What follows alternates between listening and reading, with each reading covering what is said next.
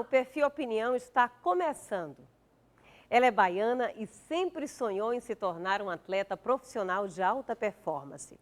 Sua determinação, fé, persistência e resiliência fizeram com que ultrapassasse todos os obstáculos e ganhasse o título de campeã mundial de canoagem maratona na África do Sul em 2017.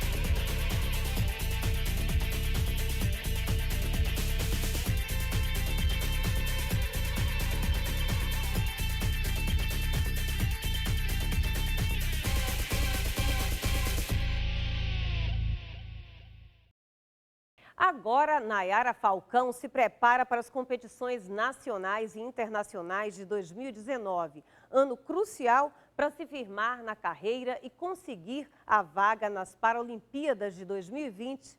E no Perfil Opinião de hoje, é com ela que a gente vai conversar. A paratleta Nayara Falcão, que é um prazer ter aqui em nossos estúdios e a gente bater esse papo e conhecer, né, um pouco mais a sua história, Nayara.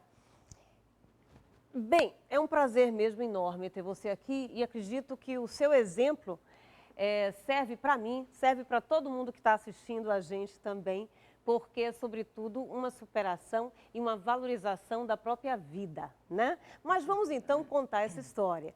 Eu quero que você fale um pouco para a gente sobre a sua relação com o esporte desde pequenininha, porque me parece que desde muito pequena você já foi incentivada e já mostrou talento para tudo isso, né?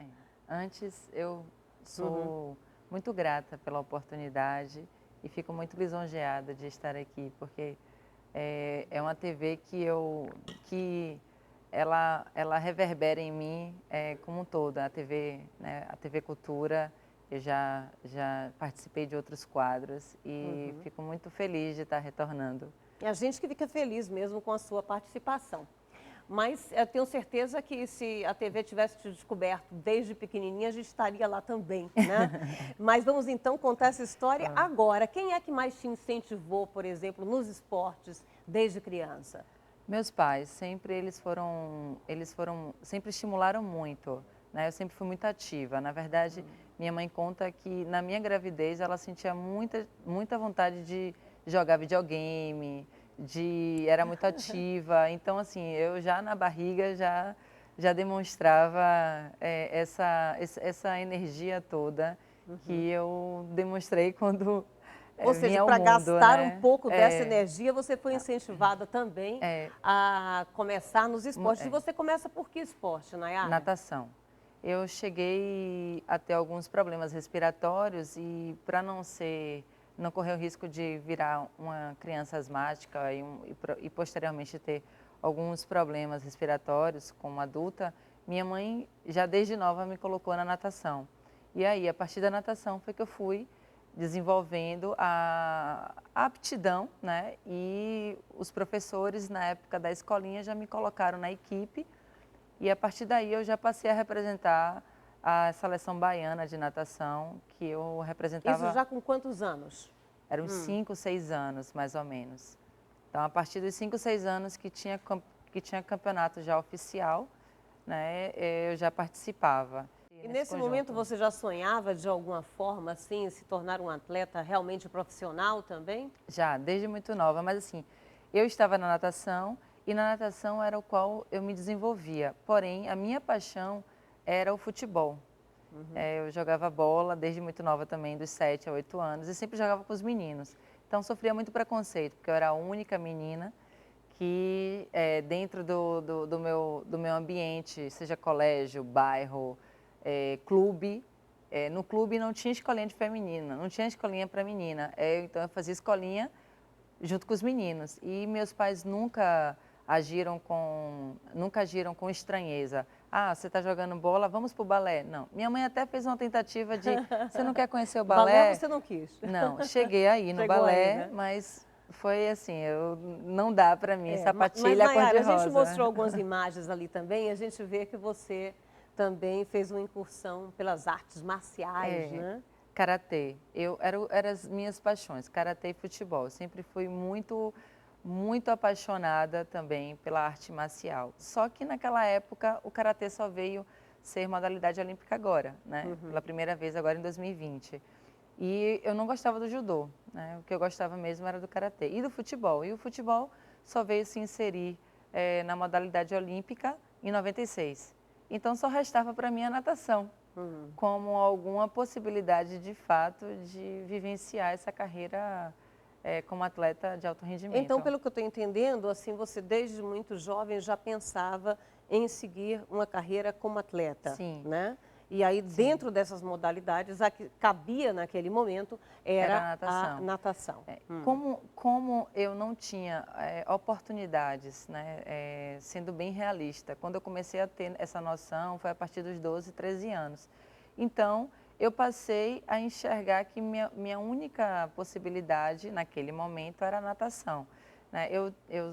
Na época do colégio, fui do colégio militar, então eu participava de tudo. Nas Olimpíadas que nós tínhamos entre os colégios militares, que fazia as Olimpíadas do Nordeste e Olimpíadas nacionais. E eu representava, eu participava de todos os esportes, era Você, então, basquete, já era se vôlei, destacava desde isso. essa época? Desde essa época eu já me destacava em outras modalidades. Então, só que eu, o que eu queria mesmo não tinha possibilidade, mas o que eu realmente demonstrava uma ascensão e uma aptidão muito grande dentro do que cabia no momento era a natação. E era na natação que eu me debrucei até meus 15 anos. Agora, também, por exemplo, dentro dos esportes de aventura, eu acho que você já fazia muito isso. Eu acredito que eu vi algumas imagens na Chapada Diamantina, né? Por exemplo, você já participava de algumas coisas. Como é Já. que você dividia esse seu tempo entre esses esportes que não eram mais especificamente treinamentos para Olimpíadas ou treinamentos assim que você visasse de alguma forma se profissionalizar e esses outros esportes? Como é que você conciliava tudo isso? Isso foi uma transição, né? Até os meus 15 anos, que foi quando eu estava vivenciando o alto rendimento, um profissionalismo na natação, eu desisti da natação porque eu não tinha amor. Eu fazia como a única opção para eu chegar em algo que eu tinha um sonho. Mas eu descobri que sem amor eu não ia conseguir sustentar aquele ritmo de treino de domingo a domingo, as abdicações, não ir para as festas e dormir cedo. Então, assim, eu estava disposta a fazer isso por aquilo que realmente fizesse sentido para mim. Então, com 15 anos, eu comecei a sentir, a não ter sentido. E foi quando eu desisti da natação que eu tomei a decisão de não vou fazer aquilo em que eu não tenho amor. E foi muito difícil, meu pai principalmente não aceitou, porque ele, como é que você no auge, você vai desistir? E eu falei, não, eu quero desistir, porque Mas não para é isso. fazer o quê? Né? Nesse Bom, momento, o que é que você imaginava? aí nesse momento eu desisti do esporte, porque eu vi que o que eu queria não era possível, porque existia um preconceito muito grande com o gênero mulher no futebol. Certo. Né? Então, assim, desde nova eu sofria preconceitos por estar quebrando paradigmas e padrões, né? Por não brincar de boneca, por não querer fazer balé. Então, assim, quando eu percebi isso, eu falei assim, bom, eu vou estudar. Eu vou seguir no esporte amador, eu vou fazer sempre o esporte sempre vai fazer parte de minha vida, porém, eu não tenho condições de sustentar algo que não é real. E você passou assim quantos anos? Eu fui dos 15, que eu desisti, até os meus 30 anos, que foi assim, foi quando eu me debrucei mesmo para formar uma carreira. E o que que qual era meu outro amor? Eu tenho um sentimento muito forte pelo justo. Então, eu escolhi o direito. E paralelo à minha formação profissional, fora do esporte, aí foi aí que eu me mantive no esporte de outra forma, que era o esporte de aventura, que foi através da corrida de aventura. Aí eu também fiz algumas provas de triatlon. Nisso, eu ensinava paralelamente a isso. Eu ainda continuei por um tempo fazendo karatê, fui monitora, ajudei meu sensei, fui professora junto com ele, né? Que eu cheguei a conquistar a faixa preta. E depois foi que eu conheci a modalidade Krav Maga, de defesa pessoal, porque eu enxergava que nós mulheres somos as vítimas em potencial, né, diante dessa sociedade que de fato é machista. Então eu falei, não, através do Krav Maga eu preciso ter mais conhecimentos ainda de defesa mesmo pessoal, para que eu possa estar cada vez mais autônoma na rua, né? Não sentia aquele medo de sair sozinha, que eu já não sentia. Então, na verdade, ninguém né? podia mexer com você porque era um perigo à solta, né? Eu particularmente não senti esse receio que muitas mulheres relatam que sentem quando estão sozinhas. Eu não sinto mesmo, assim, porque eu sempre tive essa consciência de que eu sei me virar de alguma forma. Eu posso apanhar, mas bater eu acho que eu consigo fazer. Pois é. Nayara, mas a gente vai começar a contar também uma fase da sua vida, né, de que alegre não tem nada, né? Ou seja, Isso. quando você começa a passar por vários problemas de saúde, hoje você é um atleta, né, que se Deus quiser vai estar aí nas Olimpíadas de 2020 também, uma paratleta. Então, como é que começa este drama? Primeiro você teve um câncer de tireoide, né? Na verdade, antes do câncer, eu já vinha passando por um processo de depressão que eu não tinha a própria consciência Sim. deste processo, porque eu tive uma perda abrupta de minha avó, que eu considerava como uma mãe também para mim, morava junto comigo e com minha família, com meus pais. Então, a partir dessa perda, eu não tive a real noção do que essa perda significou mesmo. E aí veio em 2013, veio esse câncer de tireoide que realmente ele veio para derrubar todas as forças que eu ainda tinha de alguma maneira para me manter em pé. Né? E veio de forma muito agressiva, né? Porque muitas pessoas, por exemplo, fazem essa cirurgia e lidam Isso. bem com ela, estão curados para sempre. No seu caso, você teve um câncer de tireoide agressivo, né? Ele foi atípico, como o médico disse, né? Foi algo assim que ele achava que seria uma cirurgia simples, porém foi uma cirurgia que demandou uma complexidade maior, né? Em que não estava só na região da tireoide, ele teve que mexer também nessa região daqui, mas um profissional extremamente competente e que ele buscou fazer de tudo e deixou, né, todos nós muito seguros daquilo que ele realizou, né, e veio todo o tratamento, que realmente foi um tratamento doloroso, porque coincidiu também juntamente com com o meu término de curso, né, de Direito. De Direito. Isso, então eu estava fazendo monografia, tendo que me preparar para a defesa de uma banca e paralelamente fazendo o tratamento, que é um tratamento extremamente, ele mexe demais com o corpo, porque primeiro eu fico sem nenhuma dosagem hormonal, então mexe com a cognição, mexe com tudo, e o emocional já não estava muito bem estruturado, e isso veio para me deixar cada vez mais vulnerável por tudo aquilo que eu estava sentindo Ainda e assim, vivendo. você se formou no Me curso de formei. Direito. Também né? não foi um momento difícil, porque eu não consegui fazer nenhum esporte, né? Que o esporte era o que me fazia ficar... Sim, o próprio esporte também te estimula, né? A Isso. produção de vários hormônios e Isso. hormônios também que te dão uma sensação de prazer, de bem-estar, quer dizer, e é extremamente indicado, inclusive, para pessoas que estão numa fase de depressão. Isso, né? e foi justamente nessa fase de depressão que eu acho que eu não afundei mais, né? Que foi o esporte que foi esse elo de ligação comigo e com a vida, né? E nada conseguia, né? Não era o amor que eu recebia, né? Infelizmente eu não conseguia me conectar com isso, né? Então, o esporte, ele ainda era o que conseguia me tocar profundamente e quando eu tive que fazer esse tratamento do câncer, em que eu tive que parar tudo, O porque tratamento foi só radioterapia ou quimioterapia também? Que você não, teve que fazer? eu fiz a iodoterapia. Iodoterapia. Iodoterapia. E eu não tinha forças nenhuma para poder fazer nada, né? Não tinha forças para levantar, não tinha forças para fazer nada sozinha.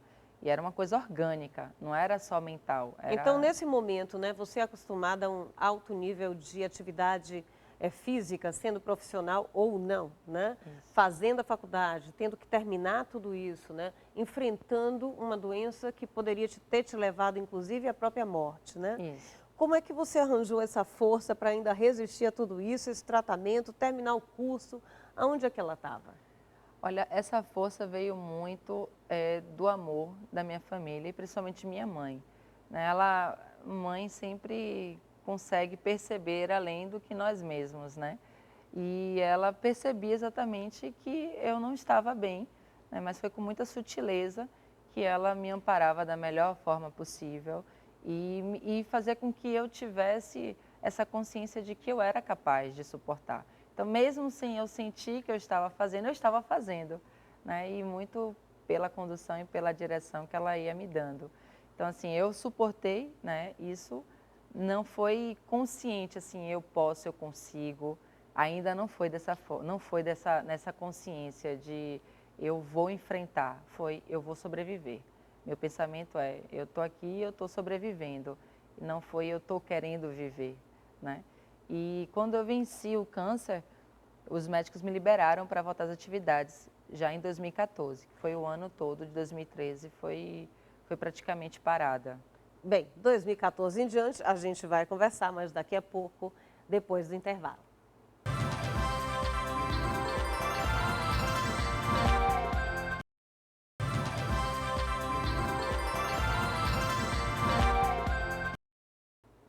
E hoje a gente está aqui conversando com a paratleta Nayara Falcão.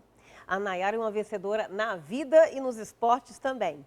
Nayara, a gente estava justamente falando quando você venceu um câncer de tireoide, né? Foi. E depois disso você passou um ano em tratamento e foi liberada em 2014. E a partir daí o que aconteceu? Bom, a partir daí eu precisava, foi assim, eu preciso voltar, né, a viver como eu vivia antes, né, feliz, alegre, motivada. Eu já não tinha mais aquele sonho de ser atleta, né, aquele sonho, eu vi que ele não era possível para mim viver e eu estava feliz com as minhas escolhas naquele momento, em ser advogada, em estar atuando de outra forma e, paralelo a isso, me mantendo de forma amadora naquilo que me deixava feliz, né? Então eu falei assim, olha, eu quero fazer meu primeiro Ironman. Ironman era uma prova que para mim ressignificaria todo aquele período difícil e que através daquele desafio eu ia me realizar e dizer assim, venci. E Venci mesmo e ainda sou muito forte, porque para fazer um Isso. Ironman tem que se superar mesmo, né? Fisicamente. Exato, e mentalmente, E porque mentalmente. é puro mental. Assim, na verdade, tudo na vida, né, é a nossa própria mente.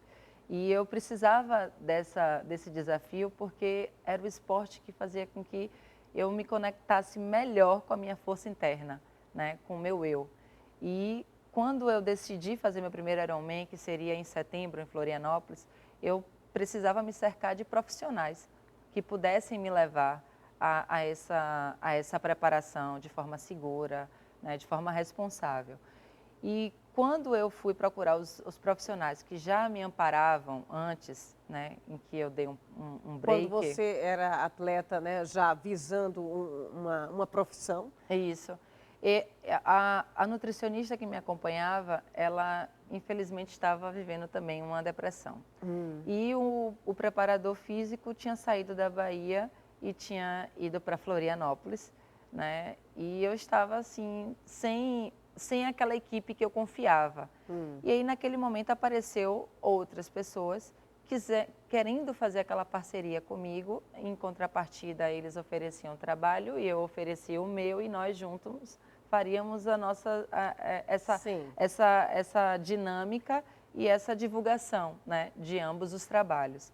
Só que, infelizmente, o vínculo que eu estabeleço com as pessoas quando a gente trabalha é de confiança, né? Então, eu não questiono o trabalho, porque normalmente eu brinco e eu vejo que um atleta é um soldado, né? Às vezes Ou seja, ele tem que acatar, digamos, aquelas ordens, né, que são determinadas para que você demonstre o seu desempenho, né? E não só assim, não soldado sem reflexão, mas com respeito, porque eu não tenho formação em educação física, eu não tenho formação em nutrição, eu não tenho formação em nada na área de saúde. Então, por respeito à minha própria limitação científica, eu precisava confiar, né, naquilo que estavam me oferecendo e me falando.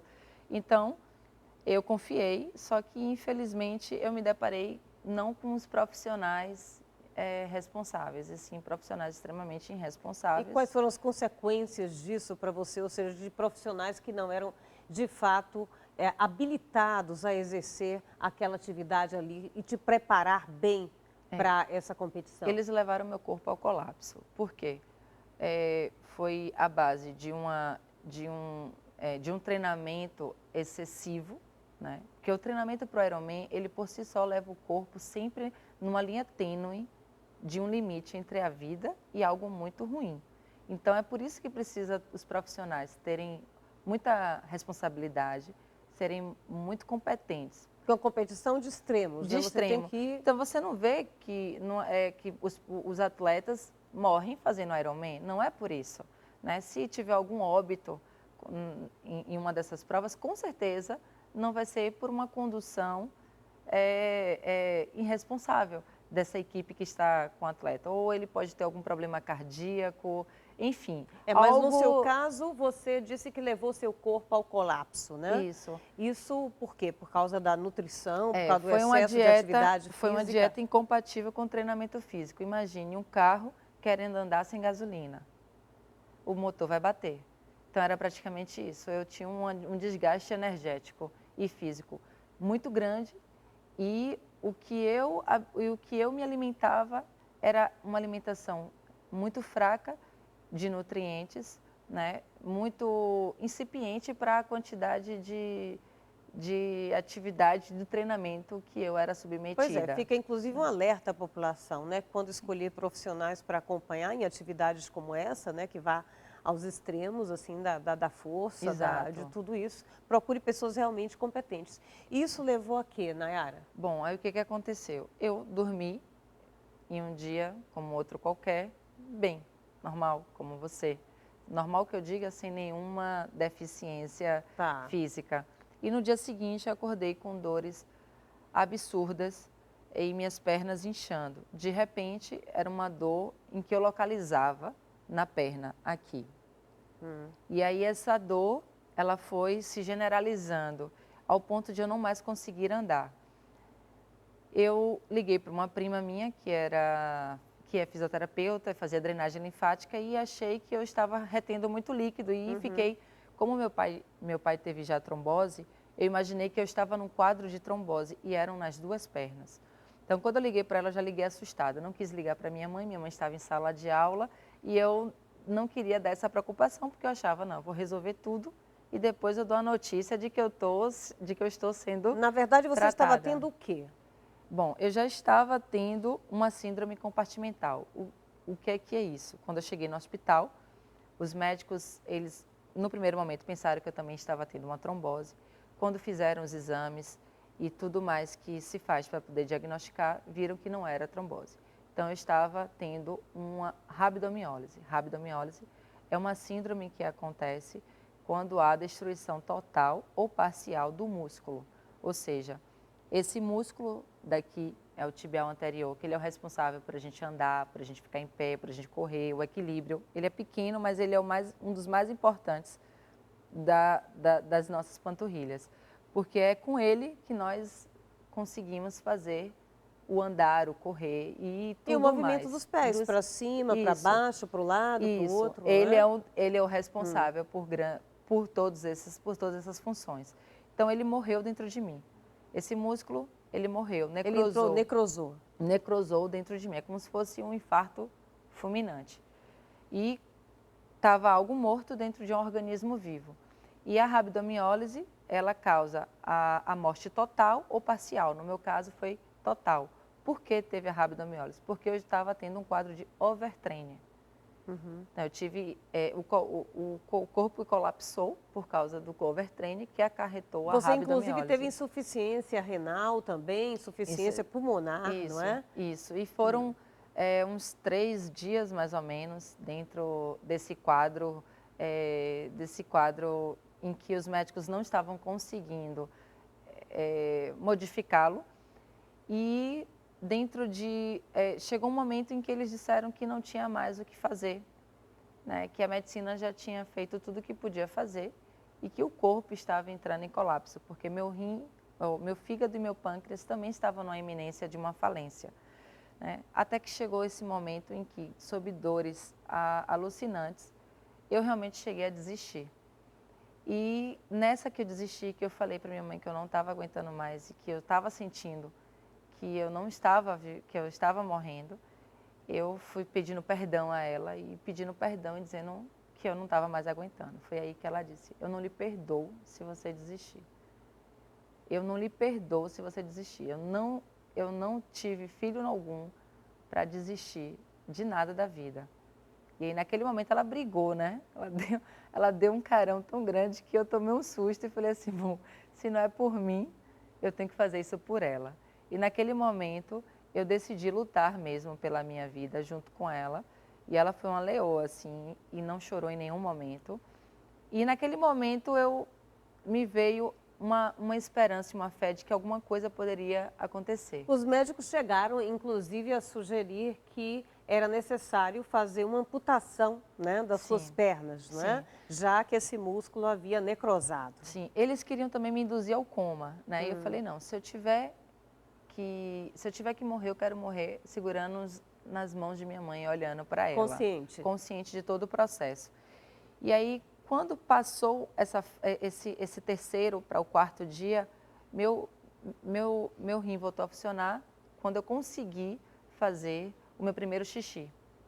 E foi a partir daí que eles, toda a equipe médica, eles tiveram essa esperança de que se tem um restinho de vida, vamos lutar por ela. E foi aí que eles sugeriram a amputação, porque as pernas estavam assépticas, estava necrosando o que estava morto, estava matando o que estava vivo, e eu já estava com uma bactéria, uma infecção generalizada, né? Uma septicemia, né? Com a septicemia. E com isso eles queriam amputar porque seria a solução mais rápida para evitar algo maior e que eles não teriam condições de possivelmente Como é que você conseguiu evitar. que não amputassem as suas pernas? Um dos médicos, ele era um médico jovem, então ele percebeu a minha angústia de ser amputada e naquele momento eu pedi para que ele fizesse tudo que existisse na medicina para evitar a amputação, já que o destino final era a amputação, que tentasse de tudo, que não fosse a primeira opção, não fosse a amputação. E qual foi a opção que ele teve? A opção que ele deu foi fazer esses cortes nas pernas, esses cortes laterais, para que o que tivesse morto pudesse ser retirado e o que tivesse morrendo pudesse sobreviver. Mas como é que seria isso? Isso seria feito diariamente. E eu não poderia tomar nenhuma anestesia, nenhuma morfina, porque a anestesia ia impactar na sobrevivência dos meus órgãos, que estavam tudo na linha. Você teve que fazer tudo isso sentindo dor? Isso. E no quarto, porque eu não poderia ir para o centro cirúrgico, porque eu estava com infecção generalizada, e não poderia ficar indo para o centro cirúrgico todos os dias, né? Então foram 60 dias retirando diariamente parte do que estava morto, até a tíbia, até o osso. Agora, vocês não iam, então, perder as pernas, ou seja, você não ia amputar as pernas, mas você ficaria impossibilitada de andar. Isso, eu seria cadeirante. Seria cadeirante. Foi o que ele me disse. Em contrapartida, você não vai conseguir mais fazer nada do que você fazia antes. Como é que isso começou a se reverter, Nayara? Bom, quando eu saí do hospital, eu saí na cadeira de rodas, saí sem perspectiva alguma de andar novamente. E naquele momento ali eu ainda não estava vivendo, né? Eu não estava querendo estar viva. Eu estava viva, muito para não decepcionar e não entristecer minha mãe. Então, naquele momento, eu não tinha forças para querer fazer algo a mais, né? Até que, quando eu cheguei em casa, no quarto dia depois que eu saí do hospital, eu vi uma matéria com Laís Souza, que é tetraplégica, que estava ela tinha acabado de sofrer esse trauma que a deixou tetraplégica. E quando na reportagem ela dizia, sorrindo, que estava feliz e que poderia demorar o tempo que fosse e que ela ia continuar insistindo na fisioterapia e que ela ia continuar acreditando que ela ia sentir alguma coisa do pescoço para baixo. Pois é, então já que a gente falou sobre fisioterapia, vamos ver um vídeo? Nayara chegou ao nosso convívio, chegou à nossa vida em um momento muito difícil que ela passou, quando ela teve um problema grave de saúde e de repente ela se viu com algumas limitações e chegou à nossa clínica. Ela foi acolhida com muito carinho. E a gente começou a fazer um trabalho muito legal com o Nay, pensando nessa reabilitação de marcha. E de repente essa menina falou, eu quero ser atleta olímpica, quero ser campeã mundial. E aí entrou no esporte e contou com todo o nosso apoio. E de repente ela falou, vou me mudar para Curitiba para poder treinar. E acho que nem ela imaginava que alcançaria o que ela alcançou, né, em relação à paracanoagem. Até que em 2017 ela foi campeã, né, da paracanoagem. A gente tem acompanhado a Nay desde o começo, desde quando ela nem imaginava ser essa atleta que ela é hoje. E assim é a relação de confiança, é como uma filha pra gente.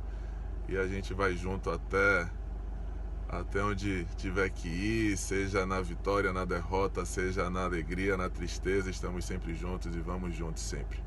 Beijo no coração, Nay. Você sabe que pode contar com todos nós, tá? Toda a nossa equipe tá aqui de braços abertos sempre para você, Nay. Como você fala, a sua segunda casa. A casa realmente é sua. Tá? A energia que você chega, que você abraça, que você dá um beijo em todo mundo aqui, ela é recíproca, tá? E, poxa, só agradecer essa pessoa que você é e a confiança que você tem na nossa equipe. Tá bom, querida? Um grande beijo. Tchau, tchau. Pois é, aí chegou a hora dos profissionais bons de verdade, né, Sim. Nay? Foi. Fico muito emocionada, porque realmente é uma família para mim. Eles me abraçaram no momento em que eu não tinha esperança mais nenhuma. E eu vinha, infelizmente, tem profissionais e profissionais, e quando eu fiquei no home care, eu não via nada, né? A fisioterapia, eu achava assim, que não era nada. Eu tinha esse conceito ruim, que infelizmente eu acho que algumas pessoas às vezes também pensam, por encontrar umas práticas que não são tão competentes, né? Mas vem cá, para você que não esperava andar mais, que saiu do hospital realmente numa cadeira de rodas com esse diagnóstico, você não anda mais. Fazer a fisioterapia, você imaginava estar andando hoje? Não, Como é que eu nunca foi? imaginei que era através da fisioterapia que eu conseguiria estar fora da cadeira de rodas. Então, quando eu encontrei Fabão e Alessio e fui abraçada por toda a AF, foi assim um encontro que eu realmente vejo que foi um presente divino, porque eles falaram para mim assim, o que é que você quer? Eu falei assim, eu quero sair dessa cadeira. Então a gente vai sair.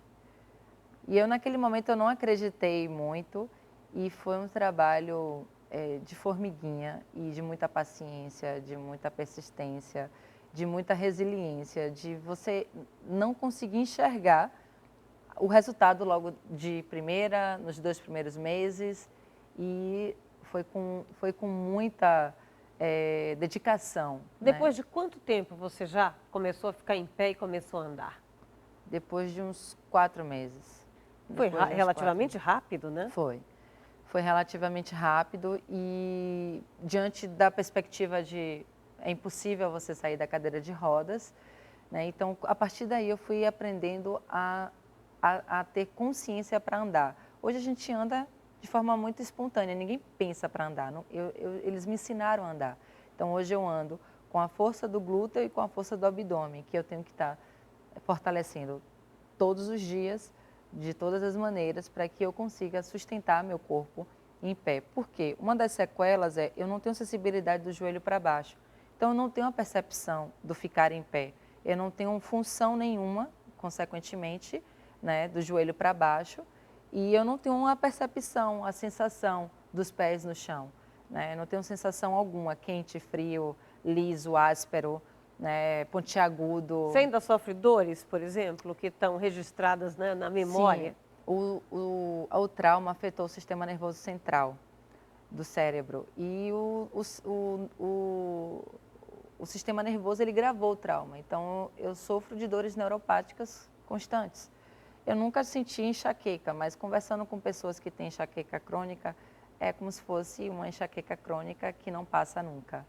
Né? Então, assim, eu aprendi a conviver com a dor através do fortalecimento da minha mente, através do esporte, né? Através da minha fé, através do amor e através de você buscar olhar a vida com outros olhos, né? Que isso só depende de cada um, não é nada ensinado, isso é perceptível mesmo. Naira, a gente vai saber mais sobre isso daqui a pouquinho no próximo bloco.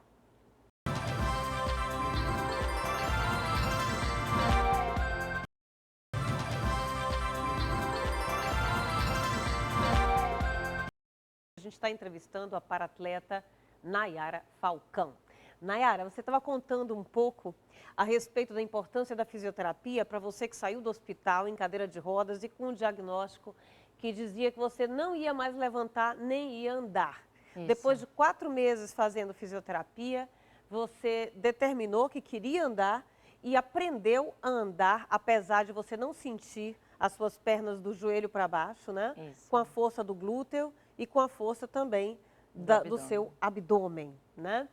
Mas eu andei lendo que você tentou fazer isso dentro de casa sozinha também. Como é que foi isso? Bom, quando eu saí do hospital, eu e minha mãe, nós fomos para casa de uma tia minha porque tinha mais acessibilidade, né? Então era tudo muito novo. E naquele primeiro momento, depois que eu vi a entrevista de Laís Souza, eu falei, como é que eu posso desistir? Então, ao menos eu tenho que buscar formas de ao menos tentar andar, porque nem isso eu tinha feito. Então eu disse para minha mãe que eu queria dormir sozinha, que eu estava precisando de ficar um tempo comigo, porque ela não ia suportar me ver tentar ficar em pé e cair e machucar, porque eu ainda fui para casa com as incisões abertas. O meu corpo ele cicatrizou como antigamente, por si só, de dentro para fora. Né? E os médicos tinham me tirado do hospital justamente para que eu não adquirisse nenhuma infecção e que eu pudesse fazer isso em casa, que era um ambiente mais seguro. Com menos bactérias, né? Com menos bactérias e mais seguro. Então, para minha mãe estava muito traumatizada na época e eu não teria condições de conversar com ela sobre isso porque ela não conseguiria nem admitir essa possibilidade. O que você fazia nesse quarto depois que apagavam as luzes? Quando ela ia dormir, era quando eu buscava fazer minhas tentativas de ficar em pé. Então, eu saía da cadeira de rodas e tentava, através da parede e travando a cadeira, ficar em pé. Em nenhuma dessas tentativas eu consegui ficar, mas nos outros dias, a enfermeira dizia, por que as suas ataduras estão muito meladas de sangue? Por que isso? Por que era aquilo outro? Então, as perguntas foram respondidas depois, que minha mãe, ela ficou sabendo isso muito tempo depois do que eu estava fazendo, às escondidas. Bem, além de toda essa parte da fisioterapia, uma das coisas, né, que veio a causar esse overtraining foi justamente uma alimentação desequilibrada, né, para aquele tipo de tratamento, né? Exato. Então, eu queria que você falasse um pouco sobre a importância, né, da nutrição, justamente, para você especificamente neste momento e como para-atleta. Como atleta? Bom, é vital.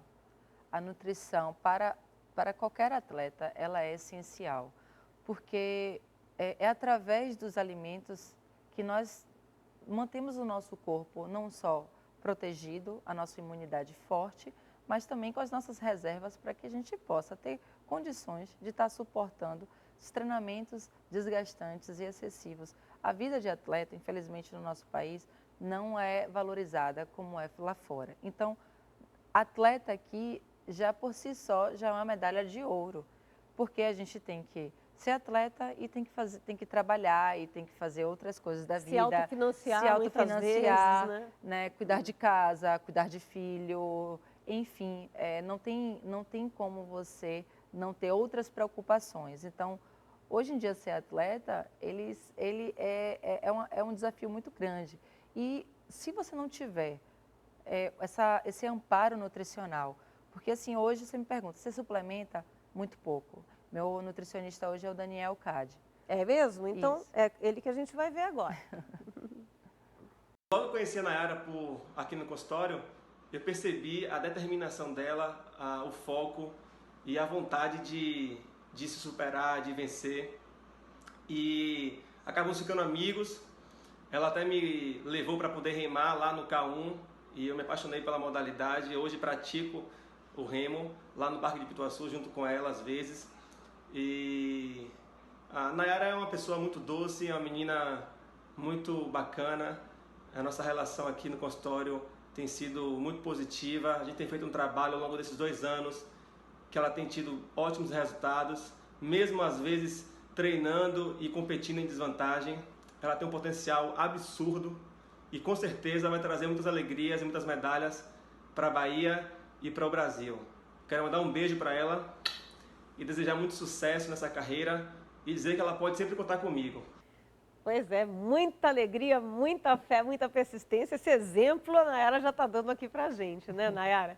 Mas a gente viu esse depoimento aí do Daniel, né, seu nutricionista, e acho que é um bom momento para a gente falar como é que você resolveu, então, né, de uma fisioterapia que você conseguiu levantar, reaprendeu a andar, a voltar a competir profissionalmente.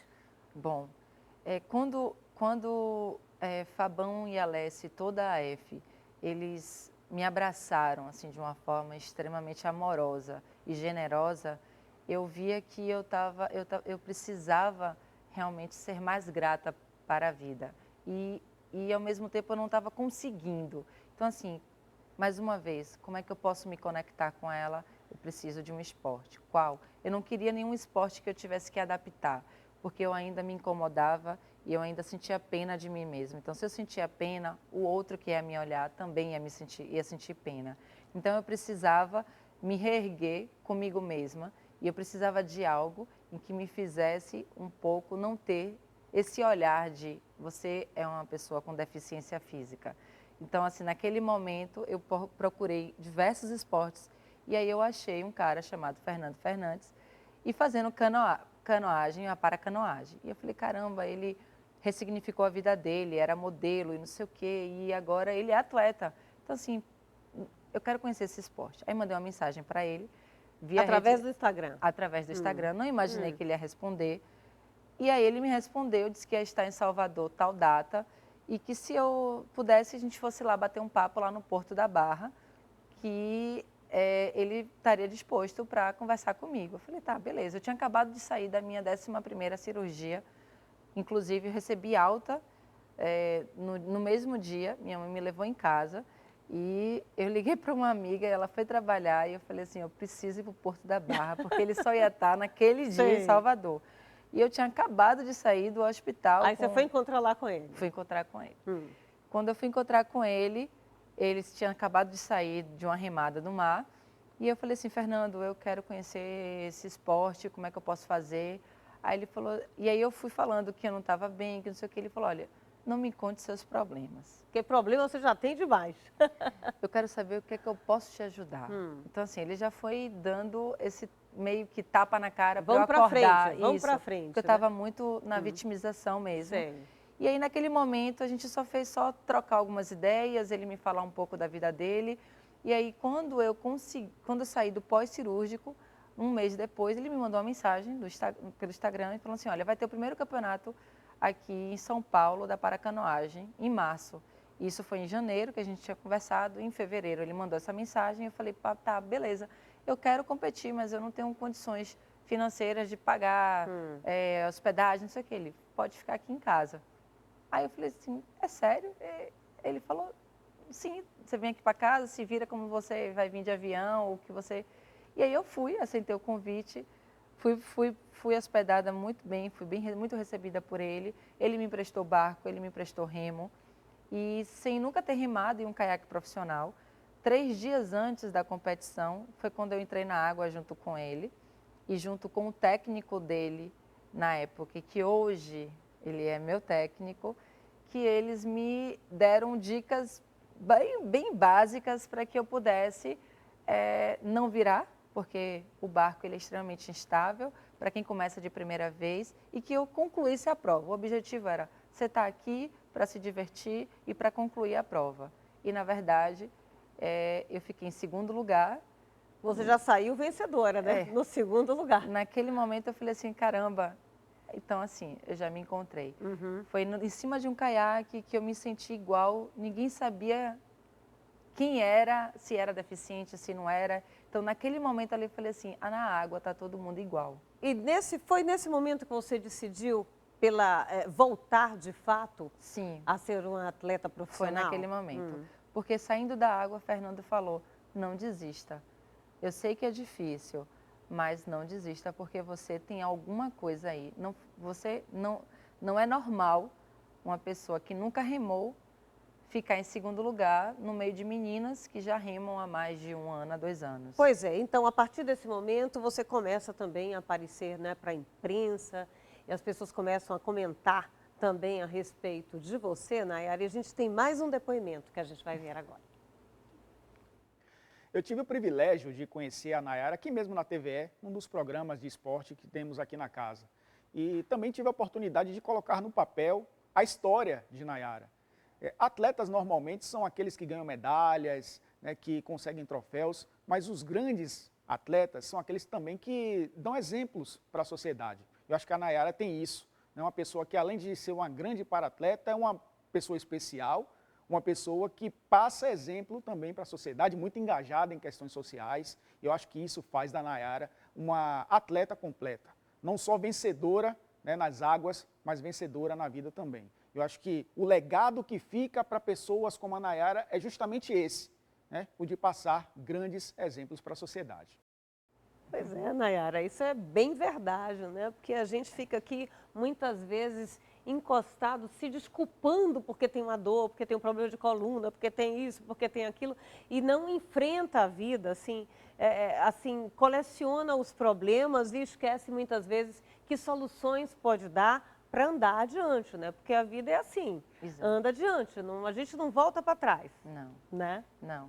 E assim, foi quando eu parei mesmo de sentir pena de mim mesma e que eu percebi que quando a dor é inevitável, seja ela qual for, a minha dor não é maior que a sua e não é que a de ninguém, mas é a minha dor, ela existe e eu preciso enfrentá-la. Então, quando ela é inevitável, eu tenho uma escolha, ou sofro ou eu lido com ela da melhor maneira possível. E foi dentro dessas duas opções, que não tinha meio termo, que eu parei de escolher, de sofrer e decidi escolher viver da melhor maneira possível. E vivendo, você optou por ser um atleta profissional, ao tempo em que você também já, me parece, está exercendo o direito, né? Estou retornando, né, à área do direito. à área do direito. E hoje, por exemplo, nós estamos em 2018, você de lá para cá veio também competindo, ganhando e tal. O que você está fazendo exatamente agora e quais são as perspectivas para 2019, né, que daqui a pouquinho é de 2019, e 2020, quando a gente tem uma outra competição muito importante? Bom, a minha meta definitivamente é ir para Tóquio. Né? Só que, ao mesmo tempo, nós precisamos respeitar as etapas de chegar até lá. Então, eu preciso pisar os pés no chão e ter muita construção de agora com a minha equipe, que é a fisioterapia, que é a nutrição, que é meu técnico, que são os médicos que também estão junto comigo, para que a gente possa estar formando esse trabalho de uma forma bem sólida, coesa e sendo real, né? Sem ficar sonhando, sem uma possibilidade real de uma concretização. Então, hoje, o meu objetivo é 2020, galgando os campeonatos que se seguirão em 2019, que são as etapas nacionais. Eu preciso ganhar para que eu possa ir para os campeonatos internacionais e, com isso, conquistar a vaga, seja em 2019 ou em 2020. Porque, na verdade, a vaga ela pode ser conquistada antecipadamente em 2019, mas o ano real mesmo de saber se vai ou não vai é 2020. Só que, como ele disse, gostaria muito de poder só estar me dedicando ao esporte, não que eu vá abandonar o direito, não, mas o esporte ele tem uma limitação biológica. Então, levando em consideração o tempo biológico e o tempo que não dá para você voltar atrás, eu escolheria dar atenção hoje só ao esporte e o direito eu retornaria a ele após 2020. Como financeiramente, infelizmente, nós não temos condições de viver só disso no nosso país, eu estou retornando ao direito também, não só por necessidade, mas também por vontade. Eu, ano passado, decidi, para eu ser atleta, em Salvador, aqui, infelizmente, não tinha nada, né, de canoagem. A canoagem, ela chegou junto comigo e com o Fernando. E hoje você treina onde? Hoje eu treino em Pituaçu. Né? Eu treino em Pituaçu justamente após a conquista do Mundial, foi que o Estado enxergou. Quando você ganhou justamente, eu abri o programa falando a respeito disso, em 2017 você foi campeã mundial de canoagem maratona lá na África do Sul, né? E aí o Estado, ele realmente chamou a atenção do Estado. Por quê? Pela ousadia. Eu fui sozinha. Com uma vaquinha da internet. Com uma vaquinha virtual, fui patrocinada pelo povo, né? Essa vaquinha, ela foi impulsionada por um projeto social daqui, chamado Oxente, né? Que tem Laís e Dani, que são as que levam esse belíssimo projeto à frente, abraçando diversas outras causas sociais, não só a causa do esporte, mas, na verdade, elas me abraçaram completamente. E eu decidi ir para Curitiba, enfrentei todo o inverno. A gente aqui não sabe o que é inverno, né? Dá 23 graus, está todo mundo encapuzado, comendo enfrentando aquele frio lá, né? E lá em Curitiba... A gente está aí relembrando alguns momentos seus aí também, né? Em Curitiba eu enfrentei o quê? -2 graus, 3 graus. E fazendo um esporte aquático, que se estava frio fora, lá estava pior ainda, era neblina até umas 11 da manhã, eu e Léo aí. Então, assim, foi muito importante ter essas pessoas acreditando, porque quando você está ali sozinha e tendo que ter uma grande força de vontade para persistir, quando tudo parece que nada vai dar certo. Ano passado, eu não sabia, a vaquinha virtual fechou uma semana antes, eu comprei as passagens uma semana antes do campeonato, o passaporte chegou uma semana antes. Então, em uma semana antes, eu não sabia se eu ia para a África. Então, em uma semana, tudo aconteceu. Eu fui para a África sozinha, levando 2 malas de 23 quilos, sem saber falar inglês direito, né? Foi pelo Google Tradutor. E adoeci lá, e sim, chegando lá, eu falei assim, olha, eu relembrei de toda a mensagem, de cada um que doou, seja R$10 a valores maiores, né? Que para mim foi estar ali pelo povo, assim, foi um patrocínio popular, literalmente, e que fez todo sentido para mim. E foi nessa força, nessa energia que eu falei assim, eu tenho que fazer por mim e por cada um que aqui se representa nesse remo, nessa roupa, nesse momento de estar aqui, nessas águas e poder estar fazendo história. E foi assim que você voltou, campeã mundial, né? Exato. Imagina se assim, o Brasil, né, nosso estado, dá todo o apoio realmente aos atletas, o que é que a gente pode se tornar, né? Se sem apoio nenhum, como você foi, você saiu de lá campeã. A gente falou muito em força aqui, em resiliência, em superação. Qual o papel da fé em tudo isso na sua vida? Sem fé, hoje, eu não me sustentaria na vida. A fé é o que me sustenta. Não tem como a gente explicá-la. é algo muito de você, ou você sente, você acredita, ou infelizmente você não acredita. E não tinha como eu não dizer, não ser esse testemunho dela mesmo, porque eu sou. E saindo de qualquer abordagem religiosa, a fé, ela se mostrou a partir do momento em que eu sentia que eu estava morrendo e eu sobrevivi justamente pela fé. Fé de uma mãe que orou ao pé da cama da sua filha e naquele momento o amor em que ela me envolveu foi muito tão grandioso que me sustentou e eu acredito que sim, essa força divina, ela disse, não é o seu momento agora. Então é com essa fé que eu busco compartilhar e trocar, porque eu acredito que nós nos fortalecemos uns nos outros, né? Assim como eu me fortaleci em outras histórias e me fortaleço em outras pessoas e me fortaleço no amor que eu recebo, nas pessoas que estão ao meu redor, eu também fortaleço aquele que está comigo. Então eu acredito que a vida se mantém, se sustenta assim, é nessa fé, é na fé humana, é na fé divina, é na fé de que a gente sim pode fazer algo diferente, se a gente quiser. Pois é, Nay, assim com tanta fé como você tem, a gente tem fé, né, que sua vida seja de êxitos, né? De, sobretudo, muita paz, porque é a paz que é a felicidade, né, que a Sim. gente pode conquistar dentro dos nossos corações. E a verdadeira vitória Sim. é sentir essa paz e sentir esse amor que você tem transmitido aqui pra gente.